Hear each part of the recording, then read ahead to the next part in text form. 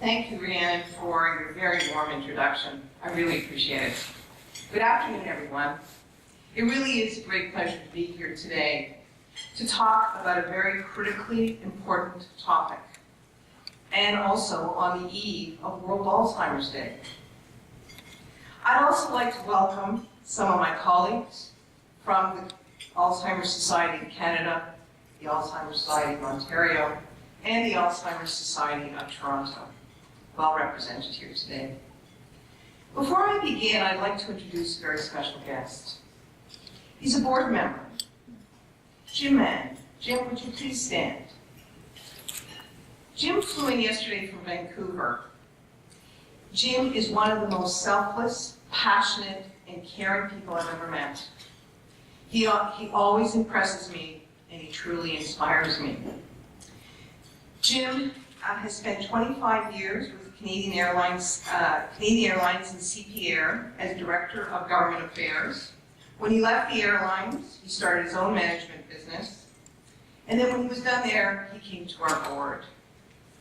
The Alzheimer's Society of Canada is really lucky to have Jim as one of our board members. Jim constantly reminds us why we must do the work we do and what we need to focus on. Because Jim is an expert. Jim has Alzheimer's disease. Jim, I just want to thank you for everything you do for us and remind us all the time about why we are and what we need to do. So thank you, Jim, for being here.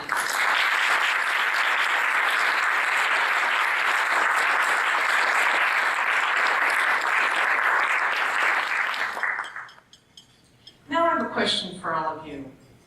Rhiannon already raised the issue that she had a relationship to the disease. By a show of hands, can you tell me how many of you either have a partner, a parent, or a family relative with Alzheimer's disease or dementia? Wow. All right. I'll now ask you the second question. Can you show me, by raising your hand again, if you know someone who is caring for a family member or friend with dementia? All right. I don't think there's one person that didn't put up their hand. This is why I'm here today. For all the special people in our lives touched by the disease, now and into the future, it is really important that we talk about Alzheimer's disease and dementia. I'd like to ask you another question. How many of you have joked about Alzheimer's disease or dementia? Now be honest. All right. Oh yeah, a few more hands, a little more honesty. Just scratching my face. Well, ladies and gentlemen, yes, there are jokes about Alzheimer's disease and dementia. You know, you were in the grocery store and you forgot that you were supposed to pick up for dinner. You say, "Oh, I must have Alzheimer's disease." Or, "My grandmother's losing her mind." Or, "My uncle keeps forgetting who I am. He's so demented." That's not humor. Ladies and gentlemen, that's fear. That's how we cope with the disease. Dementia is probably the most feared of all chronic diseases. Dementia takes away memories we collect over a lifetime, memories that are really the essence of who we are, how we feel and think, our desires and our needs. Dementia slowly takes away our ability to do our day-to-day tasks, like getting dressed, like preparing a meal. Eventually, dementia takes away life. But fear hasn't stopped Jim from living his life to the fullest. He always, in the media, he speaks regularly in public events, and he speaks for the rights of Canadians with dementia. Fear shouldn't stop us either. Because dementia and Alzheimer's disease being the most common of the dementias, is affecting increasing numbers of Canadians in every single aspect of our society. 747,000 Canadians now are living with dementia. By 2031, there will be 1.4 million people. That's less than 20 years away, within our lifetime. For every person with dementia, 2, 3, or more family members are providing care.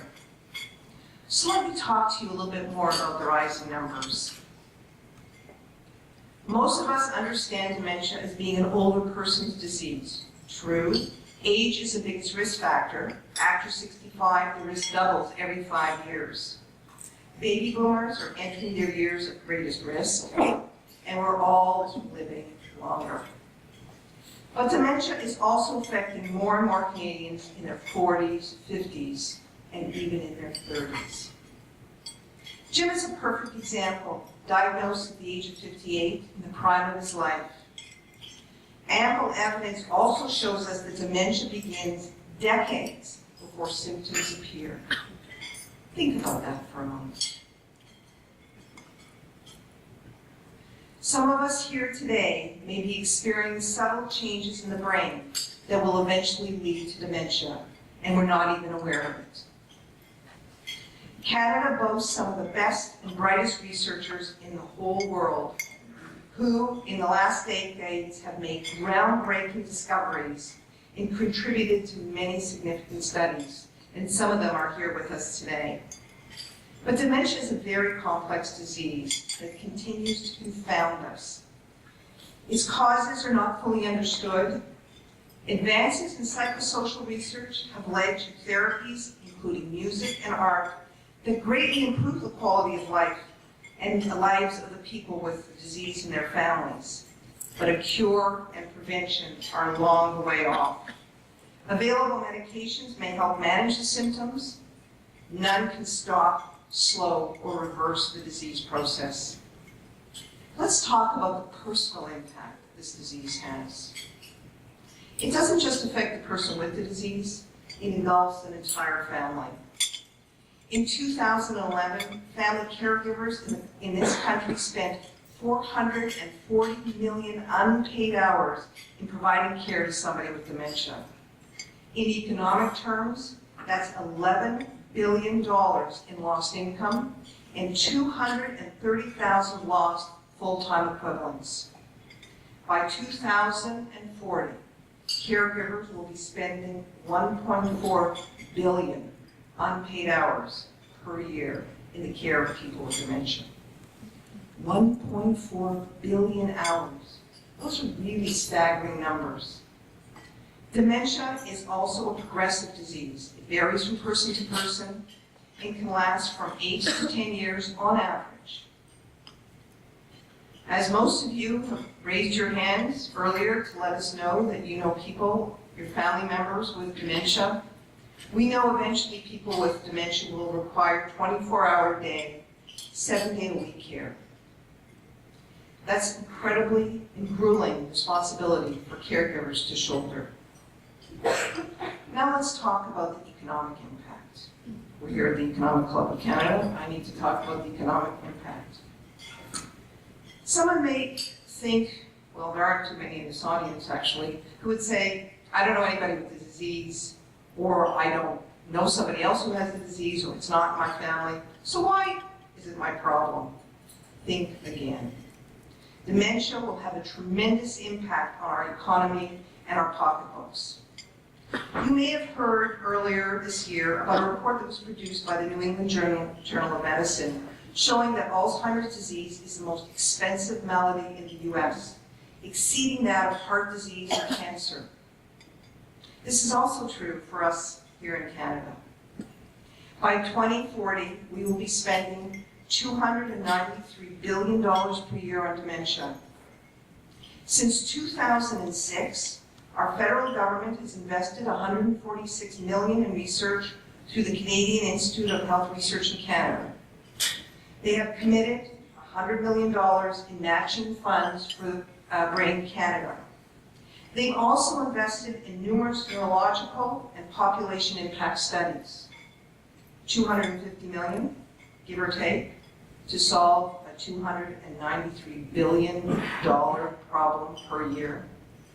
I said $293 billion per year by 2040. That's not light years away. That really is just around the corner. Unless we find a cure or figure out how to prevent or reverse this disease, we and our children will be paying for dementia for a very long time. Dementia is a ticking time bomb. The number of people with dementia is soaring rapidly.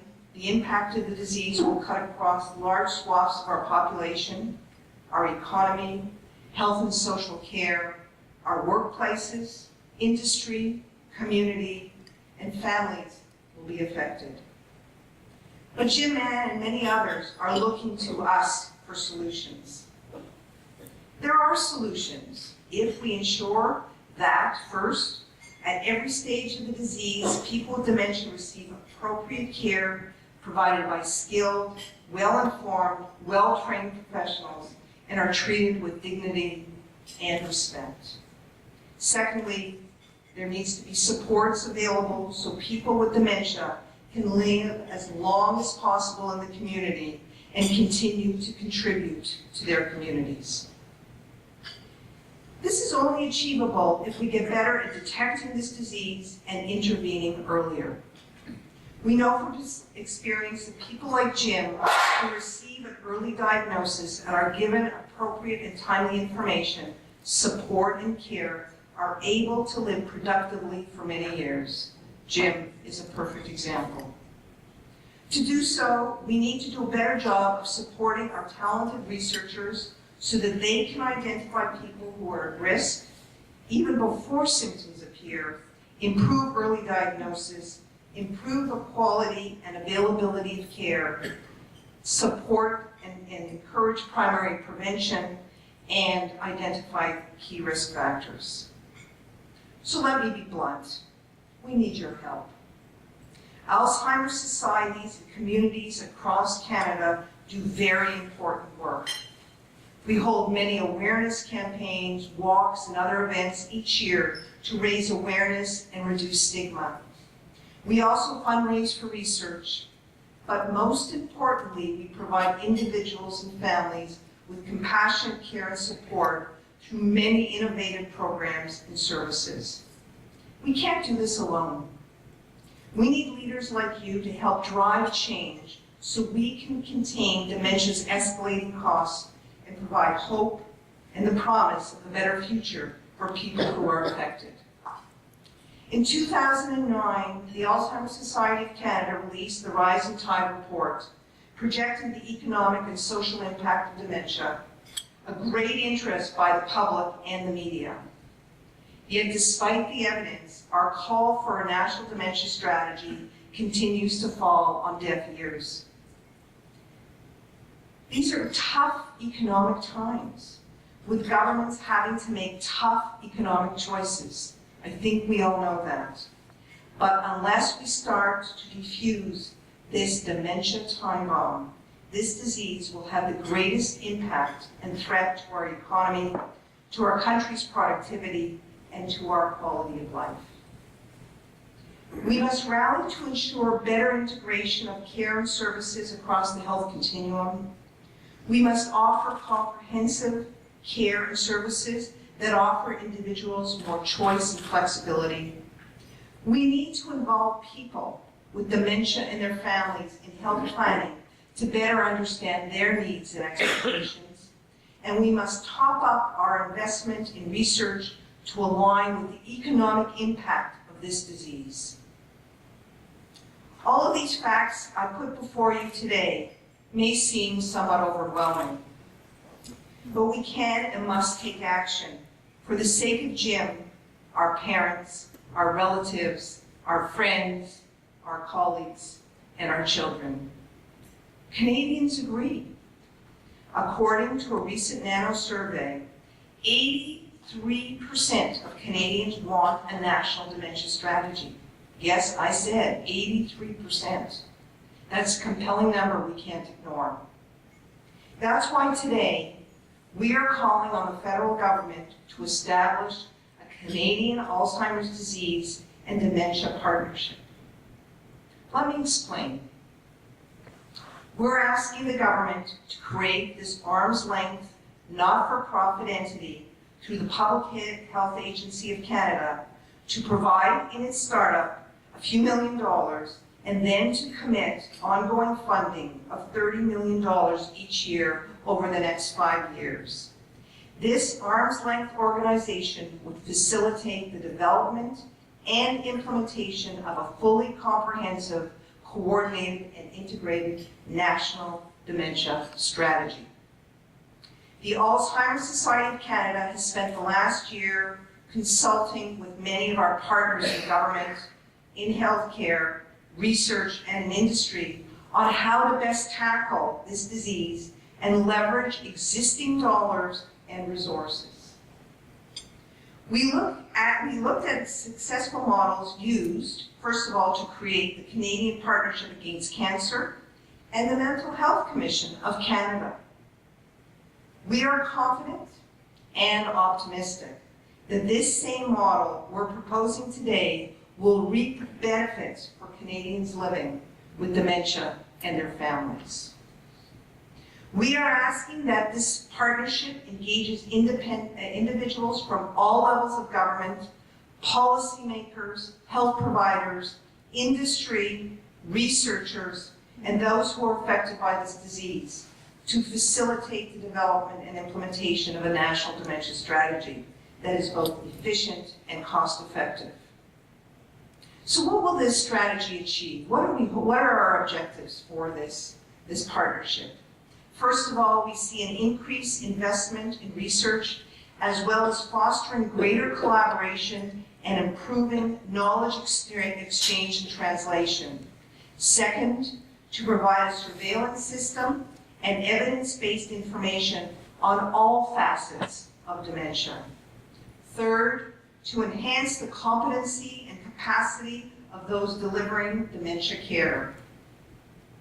Fourth, to increase awareness of dementia risk factors, including early diagnosis and timely intervention.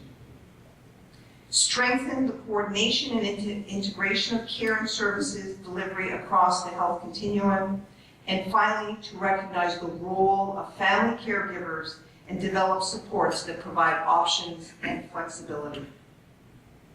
And so far, our proposal has been favorably received by both our allies in government, including a number of MPs. We also have the support from the Canadian Consortium of Neurodegeneration and Aging, a powerhouse of 100 researchers blazing trails in dementia research today. I also want to add just something that happened yesterday at the Economic Club of Canada in Ottawa, where Jack Kitts presented the report on health from the Health Council of Canada, and an interesting point to re-emphasize why we need what we're talking about today. The comment was made, however, there is no commitment to address the longer-term needs of people with chronic disease, particularly seniors, or the needs of family caregivers. Access to home care services continues to vary across the country, and demand is growing. Another reason for the efforts that we need to look at by this partnership. But that's not enough. We also need corporate Canada. How can you contribute?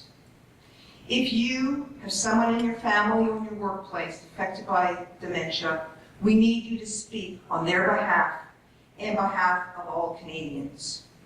We need influencers who have and can bend the ear of politicians and policymakers to mobilize support. We need corporate sponsors who can raise funds for research and help broaden awareness. Each and every one of us owns dementia. We all have a stake in it. The rising numbers of people living with dementia in Canada reflect this disturbing trend around the world. On this eve of World Alzheimer's Day, the Alzheimer's Disease International, a community of 70 Alzheimer's organizations, of which the Alzheimer's Society of Canada was a founding member, just released its latest report on dementia's global impact and the dire need for world governments to implement plans. So, we've got Barack Obama, we've got Angela Merkel, we've got David Cameron, we've got François Hollande, we've got Kevin Rudd, and other Western leaders who have forged ahead with their own strategic plans with significant investments in their respective countries. Mr. Cameron, actually, the current leader of G8, is hosting the first ever summit on dementia in London on December 11th. His country and other G8 members have pledged to find solutions to dementia. Do we want to leave Canadians behind? If you ask Jim, you get a resounding no, absolutely not.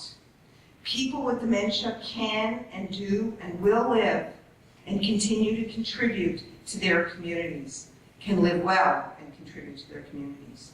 A national dementia strategy can provide hundreds of thousands of people with dementia this hope for a better and brighter future. So what do we need to do?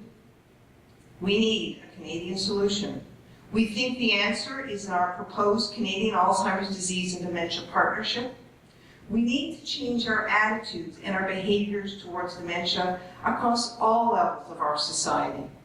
We need to get over our fear. And we need to start having positive conversations about the disease. We need to act now. When you leave today, think about Jim Mann and think about the special people in your lives who are affected by the disease, the Alzheimer's disease and dementia. Our mothers, our fathers, our aunts, our uncles, our colleagues, our friends, and our neighbors. We have a tremendous opportunity to make change happen. It's our responsibility and our moral duty to make it happen. On behalf of the Alzheimer's Society of Canada, thank you for the opportunity to speak to you today. I look forward to hearing and working with you to make the Canadian Alzheimer's Disease and Dementia Partnership a reality. Thank you very much.